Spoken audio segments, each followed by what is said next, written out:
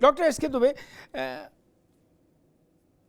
अलग अलग देशों में भारतीय दूतावासों को और उन देश संबंधित देश की सत्ता को, सरकार को जो सूची भेजी जाएगी या भेजी गई होगी, उसमें सिर्फ नाम लिखे होंगे, उसमें तो पार्टी मेंशन ही नहीं होगी। सपा, बसपा, कांग्रेस, भाजपा, जनता दल, लोक दल, ये तो कुछ मेंशन ही नहीं होगा। ये पहचान तो यही रह जाएगी ना, एयरपोर्ट से तक ही जाएगी। दुबे जी, नहीं फिर मारा मारी क्यों है? फिर तो जहाज में बैठने के बाद सब भारतीय प्रतिनिधि मंडल के सदस्य हो जाएंगे, और जब दिल्ली पे उतर आएंगे, काम निपटा के वापसी में आ जाएंगे, तो सपा, बसपा, भाजपा, कांग्रेस होगी सदस्यता। उस तब तक के लिए वो केवल भारत के प्रतिनिधि होंगे। दुबे जी, अरे श्रीमती जी, कुछ तो सस्ता लो। नहीं श्रीमान जी, सब बढ़िया लो। इसमें क्या खास बात है? थोड़े में ज्यादा स्वाद, यही तो है इसकी खास बात। क्या स्वाद है? अरे मेरे राजा, राजा प्योर मसाला। अब छोलिया हो या लोबिया, सफेद चने या काले चने, सब कुछ मजेदार बने। नहीं, ये तो वैसी बात हो गई जैसे अभी उत्तर प्रदेश के अगर हम रहने वाले हैं, गुजरात में आ जाते हैं तो उन्होंने कहा ये कहाँ का है, उन्होंने कहा उत्तर प्रदेश का, तो उन्होंने कहा बहुत अपना। इंडिया से बाहर गए, उन्होंने कहा अमेरिका में इंडियन मिल गया, उन्होंने कहा ये अपना। तो निश्चित तौर पर यही होता है कि जब हम देश के बाहर जाते हैं, चाहे वो एक डेलीगेशन के रूप में हो या अलग हो, जब हम वहां जाते हैं तो हम एक किसी भी पार्टी के कार्यकर्ता, पदाधिकारी या कोई मंत्री वो नहीं, बल्कि हम एक इंडियन के भारतीय के तौर पे जाते हैं। लेकिन अभी आपने एक बात कही कि कांग्रेस ने जो नाम दिए उनमें कौन से धुरंधर थे या उनके पास क्या ऐसा था कि जो वो जाने चाहिए थी। तो मैं आपको ये भी बता दूं कि इसके अलावा भी जो नाम दिए हैं उनमें भी कोई ऐसे धुरंधर नहीं है जो इस चीज के लिए हो कि नहीं ये तो बहुत स्पेशलिस्ट थे, अमुक का नाम छोड़ के बाद बाकी सब है। लेकिन ये सरकार का अपना फैसला है, इसलिए ठीक है कि सरकार जिसको पसंद करती है। बाद बाकी जैसे अभी जो विश्लेषक हैं उन्होंने भी बोला कि यूनुस खान को उनका नाम अच्छा था, उनको भेजना। अरे इस तरीके से तो सचिन तेंदुलकर को तो दुनिया में शायद ही कोई ऐसा व्यक्ति हो जो ना जानता हो। अमेरिका में जहाँ क्रिकेट कम खेला जाता है वहां के भी लोग सचिन तेंदुलकर को जानते होंगे। ऐसे बहुत सारे इस हिंदुस्तान में तो एक से एक महान विभूतियां पड़ी हैं भाई, जिनके जो जानकारी भी रखते हो, जिनकी पॉपुलैरिटी भी है।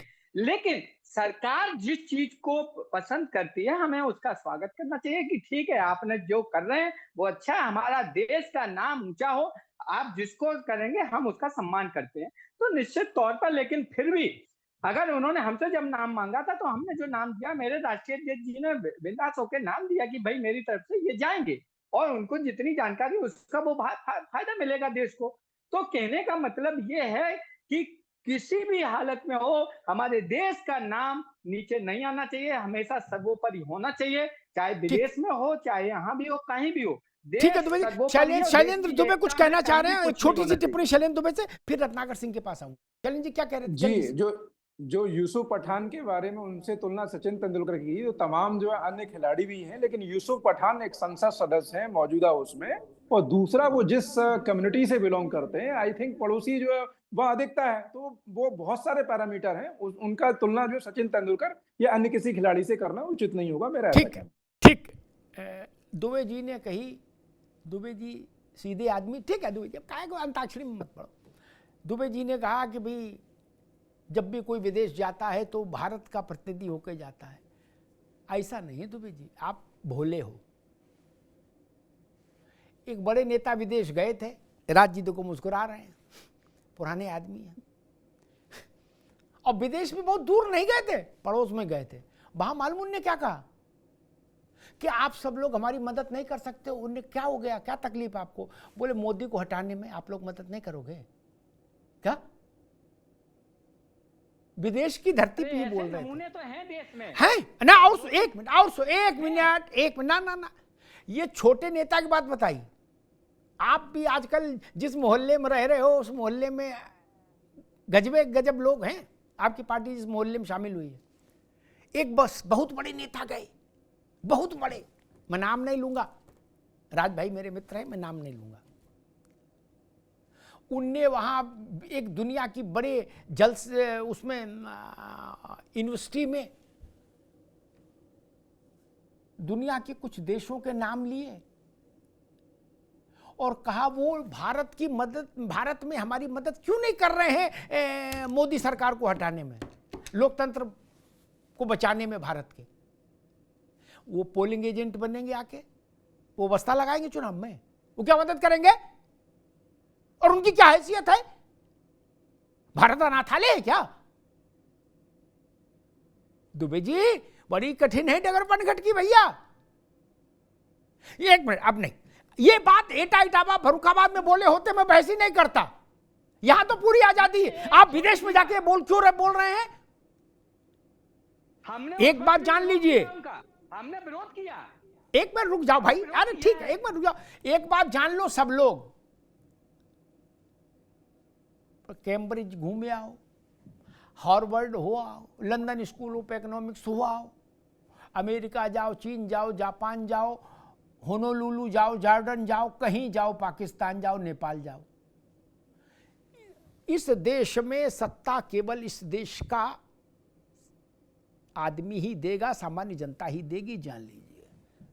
बाकी खाना खर्चा कहीं खाए आओ पिया आओ, उससे हमें कोई दिक्कत नहीं। अमेरिका में चाहे एक मकान लेके रहने लगो, उससे भारत में पार्षदी भी मिल जाए इसकी कोई स्थिति नहीं। भारत में ग्राम प्रधानी से लेके और प्रधानमंत्री तक की कुर्सी भारत के लोग ही देंगे। इसलिए विदेशी खेत में बीज बोने का मोह छोड़ देना चाहिए। वहां कितना भी हल चलाओ दुबे जी, वहां फसल नहीं आएगी। फसल के लिए यहीं आना पड़ेगा, राजनीतिक फसल के लिए, जान लीजिए। ये मैं कहना नहीं चाहता था आज, लेकिन ऐसा हुआ इस देश में, रिकॉर्ड है। हम दूसरे देशों से चिरौरी कर रहे हैं कि हमारे देश में आगे दखल दो, ये कैसी बात है? एक उदाहरण देखिए रत्नाकर भाई, आ रहा दिमाग में आ गया, सोचा कही दूं। हम 15वीं शताब्दी का इतिहास पढ़ते हैं, 16वीं शताब्दी का इतिहास पढ़ते हैं शैलेंद्र दुबे जी, वहां हम ऐसे प्रसंग देखते हैं कि एक्स ने चिट्ठी लिखी अलाउद्दीन खिलजी को, एक्स ने चिट्ठी लिखी मोहम्मद गजनी को, एक्स ने आदमी भेजा बाबर के पास, क्या कि आप आओ और यहां हमको बादशाह बनवाओ। ये रास्ता ठीक नहीं। तब बाबर आ भी गए, गजनी आ भी गए, खिलजी आ भी गए, गोरी आ भी गए। अब ना गोरी आ सकता है ना गोरा आ सकता है। अब फैसला सिर्फ भारत का व्यक्ति करेगा। इसलिए विदेशों से इस ढंग की मदद मांगने की कोशिशें नहीं होनी चाहिए। ये फूहड़ हैं कोशिशें और भद्दी हैं। रत्नाकर जी, मूल बात यह है जो कांग्रेस इशारे में कह रही है, राज भाई ने कहा है कि अमिताभ जी आप भी समझ रहे हो, उनको ये है कि आपने उनके घर में आग लगाने की कोशिश की, उनके घर में दरार और चौड़ी करने की कोशिश की। क्या कुछ ऐसा मसला है क्या? मैं ये पूछना चाहता हूं कि फिर आप वो कह रहे जो खंबा जरा सा हमारे यहाँ हिलता है, भाजपाई उसमें आके और जोर जोर से हिला देते ताकि कल गिरता हुआ आज ही गिर जाए। जी अमिताभ जी, देखिए मैं आपकी बातों का जवाब इस तरह से देना चाहता हूं और ये पूछना भी चाहता हूं कांग्रेस के लोगों से कि आप अपने संगठन के लोगों को इस तरह से क्यों रखे हो कि घर में केरोसिन फैला दिए हो और कोई भी बच्चा आके अगर चिंगारी लगा दे तो पूरा जो है संगठन ही समाप्त हो जाए। इस तरह नहीं रखना चाहिए। आपके संगठन में अगर कोई नाराज है, अगर देश की बात करता है तो उसके साथ बैठ करके और मसला हल करना चाहिए। जब वो अध्यक्ष पद के लिए लड़ रहे थे तभी भी बहुत सारे आपके आला कमान लोग नाराज थे कि क्यों भाई लड़ाई लड़ रहे हैं, क्यों अध्यक्ष पद के लिए लड़ रहे हैं वो, जबकि हमने तो मल्लिकार्जुन खड़गे जी को डिक्लेयर कर दिया है। तो ये लोकतांत्रिक तरीके से पार्टी को चलाइए, पारिवारिक जो है वो पार्टी को मत चलाइए। पारिवारिक पार्टी को अगर चलाएंगे तो गांधी परिवार का हस्तक्षेप जो है वो देखने को मिलेगा ही मिलेगा। दूसरी चीजें आप जो कह रहे थे अमिताभ जी कि हस्तक्षेप की मामला विदेश में जाकर के हस्तक्षेप करने का मामला, बिल्कुल मैं नाम लेके कहता हूं, आप शायद नाम लेने में गुरेज कर रहे थे, मैं नाम लेके कहता हूं कि मणिशंकर अय्यर जो है वो पाकिस्तान में जाते हैं और वहां पे जाकर कहते हैं वहां के लोगों नेताओं से कि आप मोदी सरकार को है गिराने में और कांग्रेस का सत्ता लाने में आप हमारी मदद करें। तो ये तो कांग्रेस पार्टी का चरित्र है। राहुल गांधी जाते हैं विदेश में और वहां पे कहते हैं यूनिवर्सिटी में जाकर के कि भारत में मानवाधिकार का उल्लंघन हो रहा है, अभिव्यक्ति की आजादी को समाप्त किया जा रहा है, आप लोग हमारी मदद करें। तो ये क्या भारत के संप्रभुता पे, अखंडता पे चोट नहीं है? इनको ये नहीं समझना चाहिए जो लीडर ऑफ अपोजिशन है लोकतंत्र में, संसद में लीडर ऑफ अपोजिशन है, उनको जाकर के इस तरह से गैर जिम्मेदाराना वक्तव्य कैसे देना चाहिए? ये कांग्रेस पार्टी का चरित्र है। कांग्रेस पार्टी कभी भी राष्ट्रवाद की नीति के ऊपर नहीं गई है। कांग्रेस पार्टी ने हमेशा से परिवार जो है, जो कहता है गांधी परिवार, उसी मुद्दे पे वो रहती है। और देखिए मैं कहूंगा कि राष्ट्रीयता प्राथमिकता होनी चाहिए, चाटुकारिता प्राथमिकता नहीं होनी चाहिए। अगर राष्ट्रीयता प्राथमिकता होती तो आज जो है आप सेंचुरी तक पहुंचने से भी चूक नहीं गए होते। देश की जनता आपको आशीर्वाद देती और कहती कि आप आइए सत्ता में, आपने बहुत साल तक राज किया और बहुत काम किया, आप फिर से आइए। लेकिन आप नहीं आए क्योंकि आपने तुष्टीकरण की राजनीति शुरू कर दी, आपने परिवार को वरीयता दे दी, आपने पुत्रों को जो है वो परिवारवाद को वरीयता देने का काम आपने शुरू कर दिया। इसलिए जनता ने आपको हटा दिया। और देखिए मोदी जी ने हमेशा से राष्ट्र प्रथम की नीति अपनाई है और राष्ट्र जब सामने आता है तो वो दलगत भावनाओं से ऊपर उठ करके और राष्ट्र हित में निर्णय लेने में जरा भी संकोच नहीं करते और वो हर कदम वो उठाते हैं जिससे कि राष्ट्र का भला हो और राष्ट्र का पक्ष जो है मजबूती के साथ वैश्विक पटल पे रखा जाए। ये मोदी जी की नीति है, ये कांग्रेस की नीति से एकदम अलग है। इसलिए जनता का विश्वास और जनता का प्यार भारतीय जनता पार्टी के प्रति और मोदी जी के प्रति बना है और आगे भी बना रहेगा। ठीक, राज भाई कुछ कह रहे थे, 30 सेकंड, सिर्फ 30 सेकंड। हाँ, मैं सिर्फ इतना कहना चाह रहा हूँ कि जैसे आपने कहा कि राहुल गांधी जी ने कहा, मैं इस बात को मानता हूं। तो ये जो डिबेट हो रही, मैं दावे के संग कह रहा हूं, कनाडा में और इंग्लैंड में भी सुनी जा रही। पहली बात तो अब डिस्टेंस लेस है देश। दूसरी बात, जब ये अफसोस है तो प्रधानमंत्री जी को भी नहीं कहना था। ये 14 से पहले सांपों का देश गिना जाता था, 14 से पहले वहां पैदा होना भारत में पाप समझा जाता था। सर रत्नाकर जी, आप तो 14 से पहले के पैदाइशी हो, मुझे लगता होगा आपको पाप बोध नहीं होता होगा।